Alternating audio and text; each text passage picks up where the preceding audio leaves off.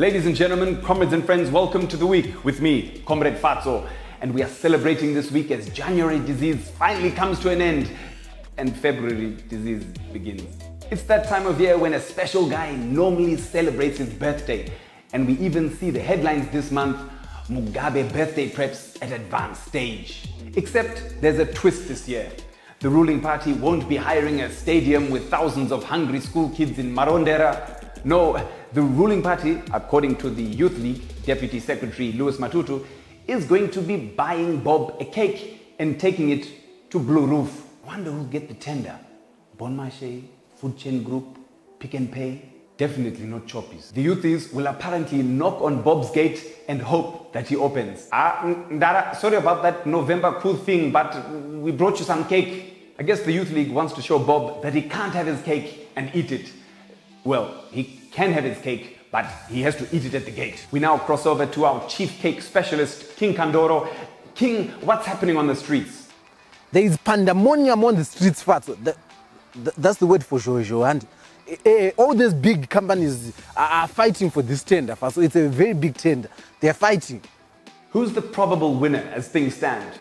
That's the problem, Fatso. We don't know what criteria ZANU-PF is going to use to award this tender. We don't know whether they're going to go with the homegrown Gutsai, or if ED says about this whole Zimbabwe is open for business talk, which would mean Pick and Pay automatically gets the tender. What we know is that for the past 37 years, the Chinese have been supplying the cake. So it's going to be quite interesting to see who eventually gets this tender. Who are you rooting for? Personally, I'm winning Moimango. I would go with my Fafi. Her cakes are proudly Zimbabwean, and it's a mixture of patriotism and chimodo. And also, my Fafi needs the money because, as you might have heard, her husband was the former minister who was caught to private lounge. We just lost King Kandoro there as he was about to share some unrelated but nevertheless interesting news. The nation awaits with bated breath. In breaking news, apparently Grace Mugabe's thesis isn't actually much of a thesis. All of us Zimbos knew that already. Yes, Grace's infamous PhD has finally been made public by the UZ, and it's about as original as that Xinjiang Nike Adidas shirt that you mistakenly bought at a flea market last Saturday. Comrades, someone doctored the doctorate.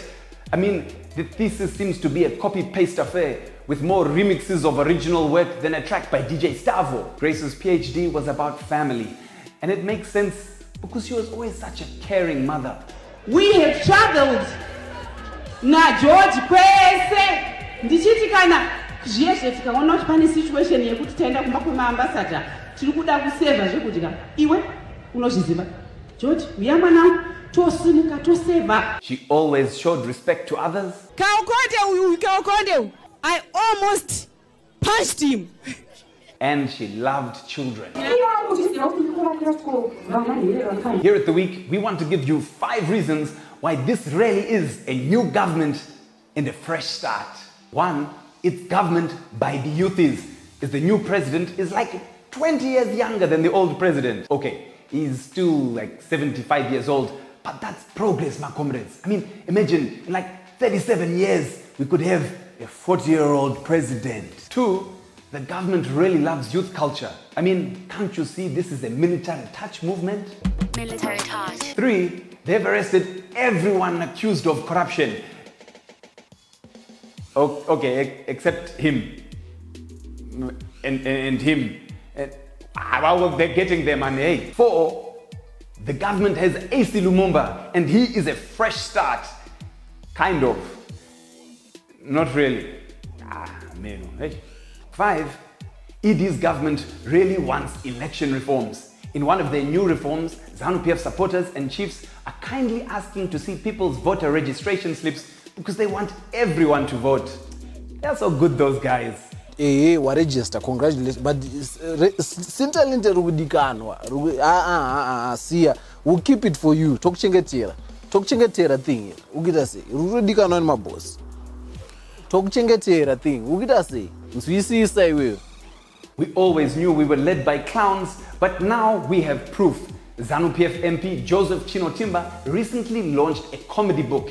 Yes, a comedy book of my jokes. As we always suspected, Comrade Chinos was just using Parliament as an open mic session to test new jokes.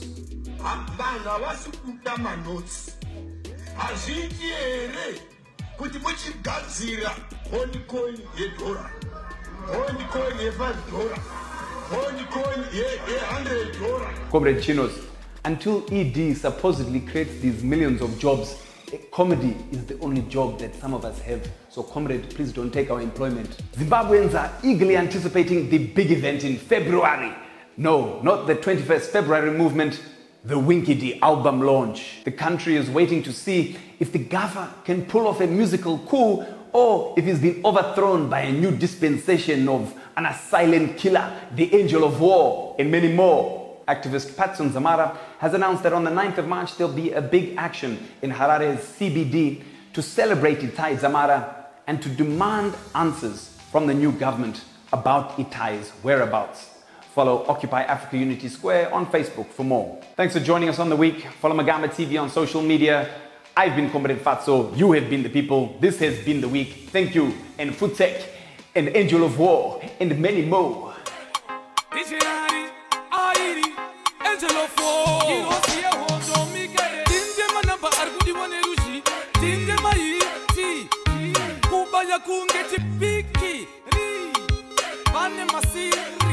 Team Yagaruza, and it's a one year by many more. I don't play that league anymore. Tinida Kalo, Kama Streets, Mugarison. Lukupisa Pura Hondo Lebanon. Mika Ire Bakalita Marathon.